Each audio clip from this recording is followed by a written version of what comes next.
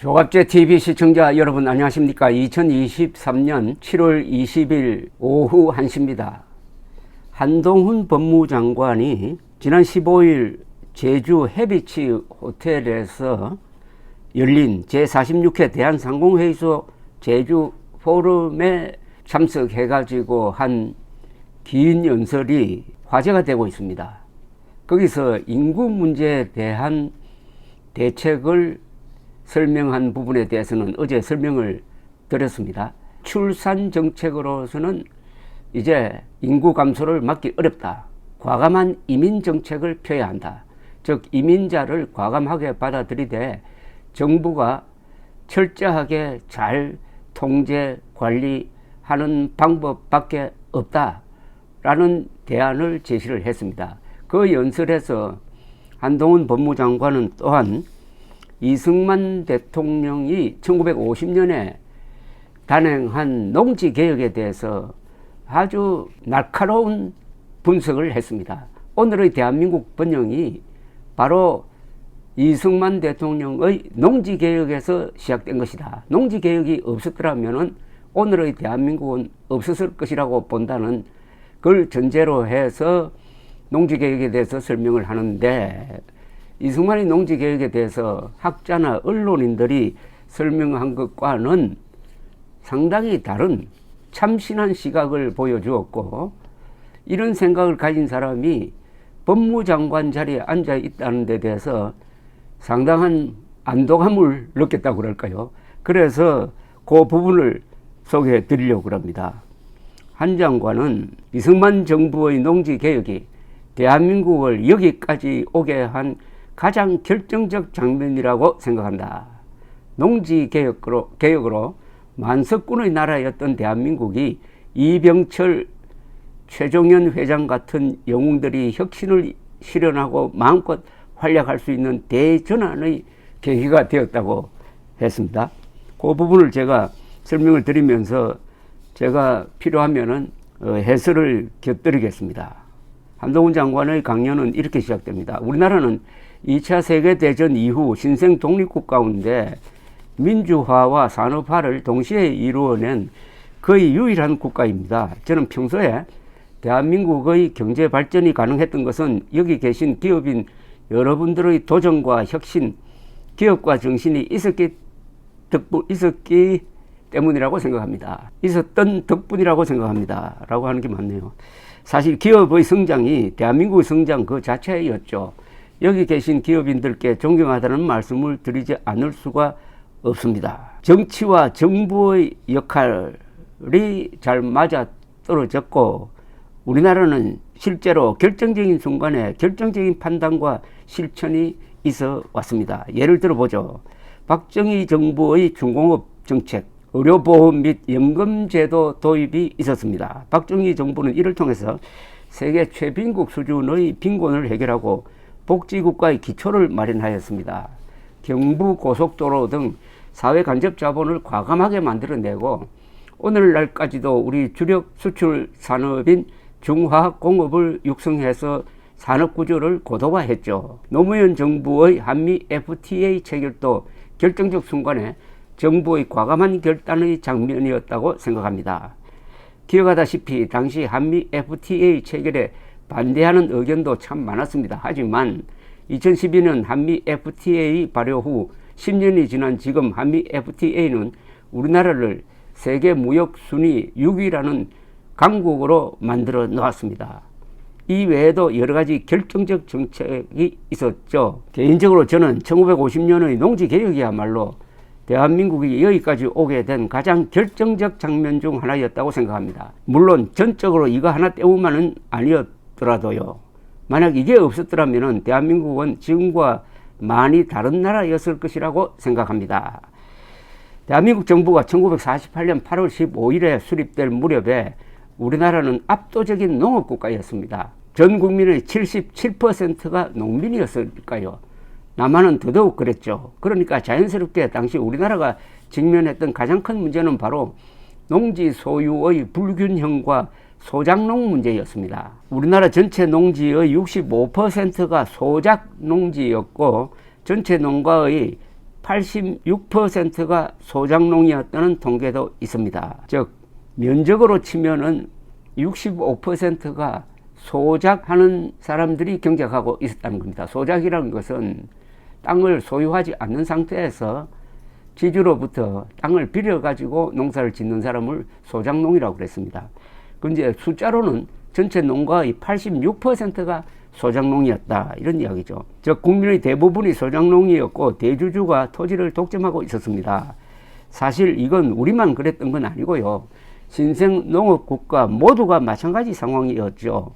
이런 시대적 난제에 대해서 이승만 정부가 내놓은 답이 바로 농지개혁이었습니다. 대주주들이 소유한 농지를 소작농들에게 유상으로 분배해서 대지주를 없애고 국민 다수를 자연농으로 만드는 거였죠. 지금 생각해봐도 현실적으로 그게 되겠어 싶은데 실제로 그렇게 되었습니다. 우리 모두 알다시피요, 이 농지개혁으로 수백 년 동안 지배계급이었던 지주계층이 한순간에 소멸하게 되었습니다. 농업국가에서 대지주, 대농장이 하루아침에 사라져버린 겁니다. 그것도 폭동이나 소요 사태도 없이 평화적이고 합법적 방법으로 말입니다. 게다가 우리 모두가 알다시피 그때는 테러와 암살이 횡행하던 폭력의 시대였잖아요. 이후에 우리 역사에서 대지주와 소작농이 대립하고 갈등했다고 한번 가정해 보십시오.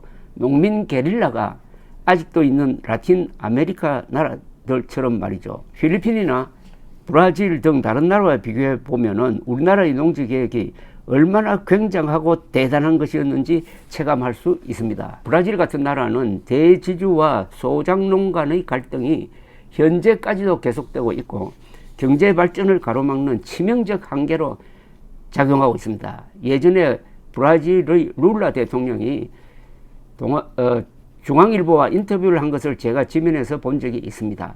국토가 넓고 천연자원이 풍부한 브라질이 아직까지도 빈곤한 이유는 룰라 대통령이 이렇게 말했습니다.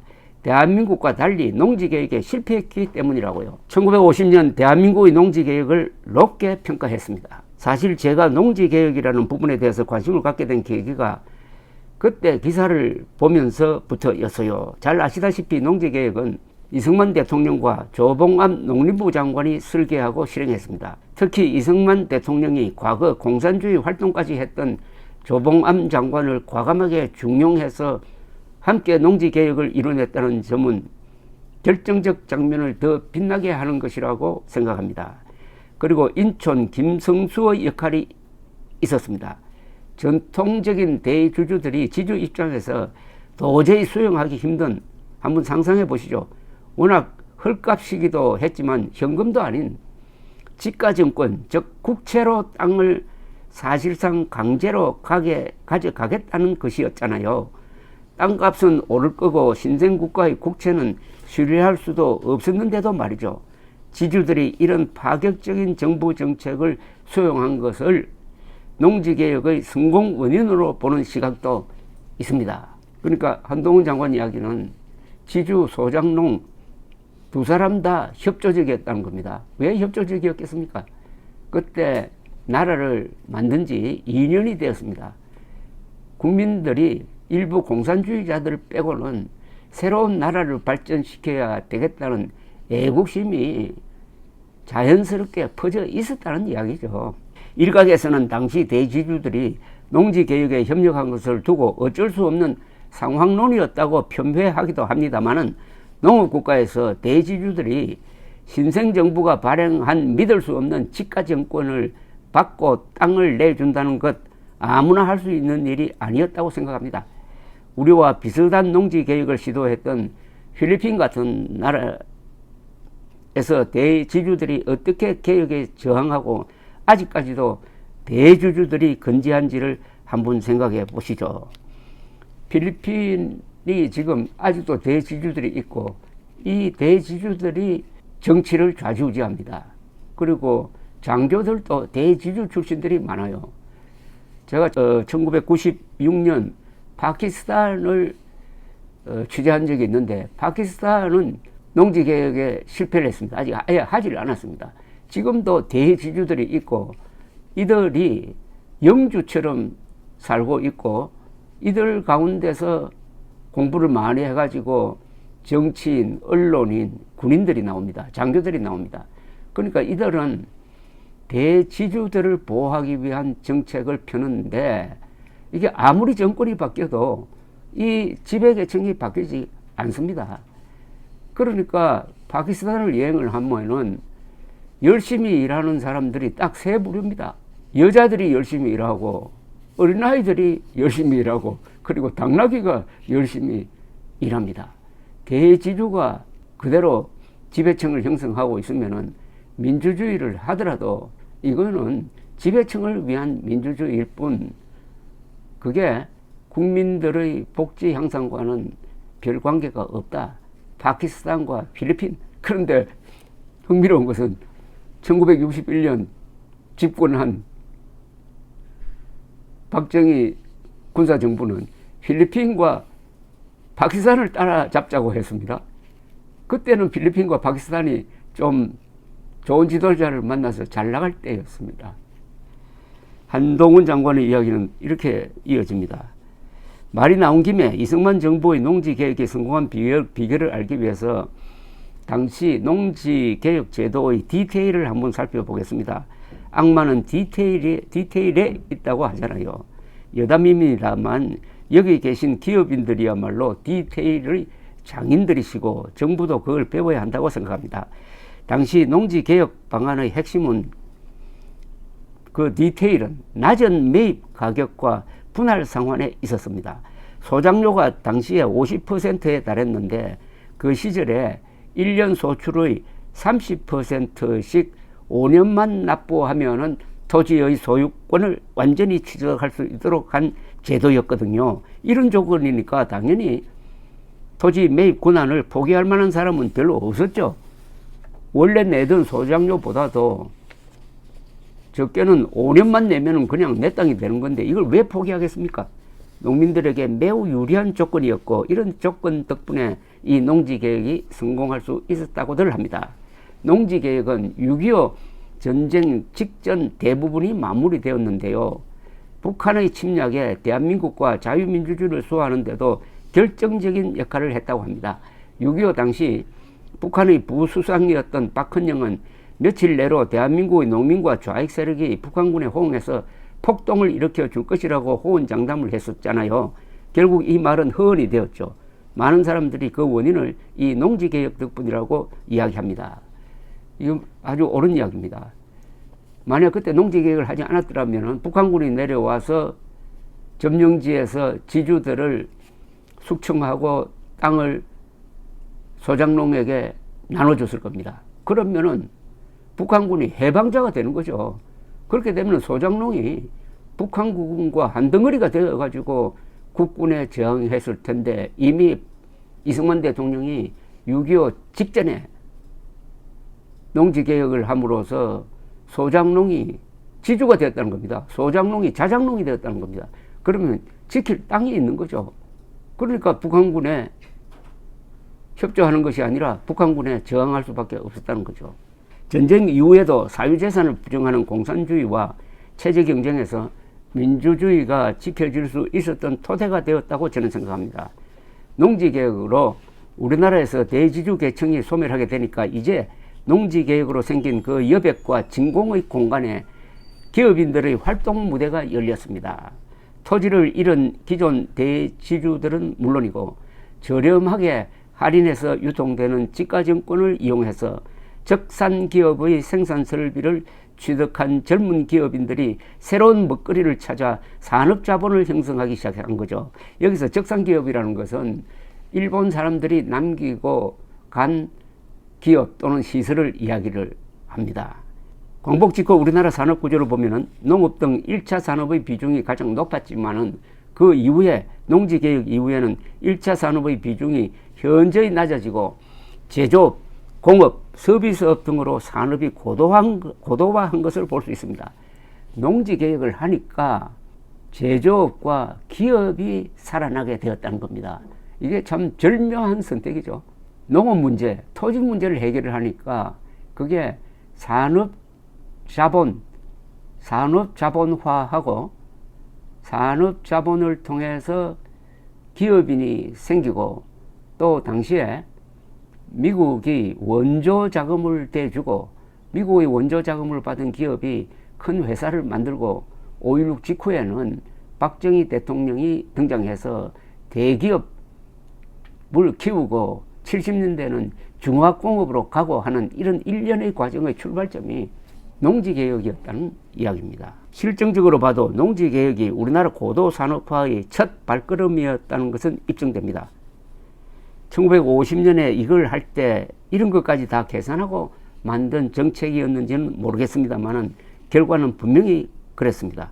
정책은 선한 의도가 아니라 선한 결과가 중요한 것 아니겠습니까?